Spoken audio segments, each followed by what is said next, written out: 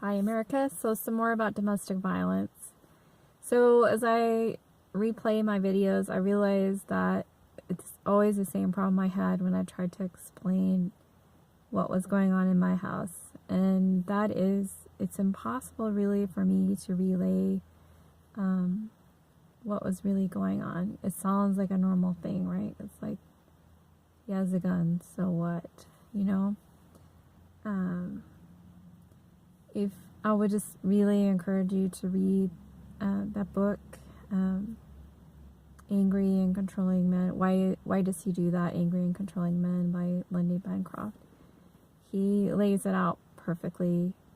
So if this is something that you really want to understand, it was like reading my life in that book.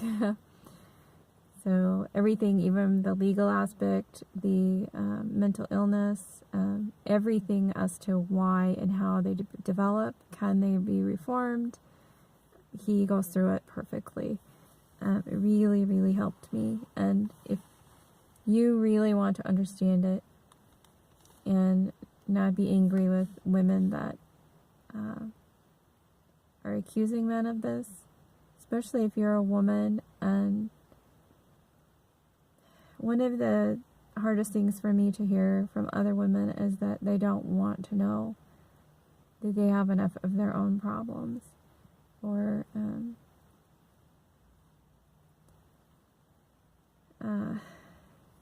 as women, we need to help one another. And if not, then who will help us? I'll say that I think that that's, part of these judgments that are coming is because we refuse to help one another. But so that was one of the things I wanted to say, and the video always keeps cutting off on me, but I did want to finish, after I made it to Temple Square, I sat for a little while, and then my husband called me, so I relented and let him come get me because I didn't know what to do. And part of my problem was that I had married very young as well, and so I didn't have really the skills and the know-how to take care of myself in the world, especially like I do now. And so I didn't know how to escape. I didn't know how to do things. I knew how to do a lot of things. Like, I took care of our bills. We had a mortgage, and I did all those things with him. And he didn't do those things even. I don't know that he knew how to do those things. But there was a lot of things I lacked experience. I was like a young girl that I really needed some help. And I married when I was 18. And so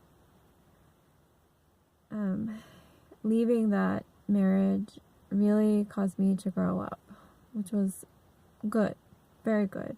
And so that can be a very good growing thing for women that have been in these marriages, but they would need help, and they need your help, but they need you to be informed. Not, if you are ill-informed, you can cause more harm than good. So, that's the other thing. Abusers, so a lot of times we think that abusers are it's a physical thing, but these abusers, women can be abusers too, of course, but when we talk about abusers, but usually when they're women, they just make your life miserable, right? Nobody wants to be around them. But with men, it becomes deadly. So,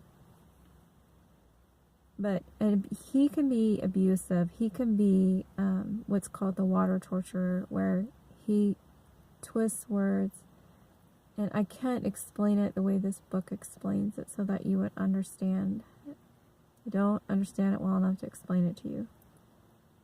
But they can also become physically abusive and kill you without having had been physically abusive. The point is that they control you, they own you, and so they decide whether you live or die. That's kind of where it is in their minds, that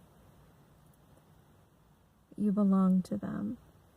So, we as a community, like, is that what you want? So, as mothers of young men or as your sons, it's important that we support women and don't support bad behavior in our sons.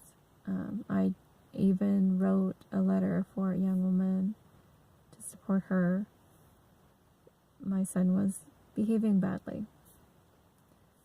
So, it is not advantageous for you to support your sons in bad behavior. That is the worst thing you can do for your son. You need to help your son be strong and do what is right. If not, who will help him do that? Who will help him? You are writing him a ticket to hell. And if not even for just the next life, for this life,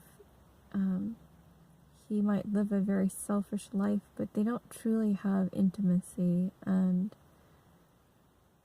there is a lot of joy in being righteous and being close to the Lord, and wickedness never was happiness. So you can continue to choose your wicked ways, but you will reap what you sow. Promise.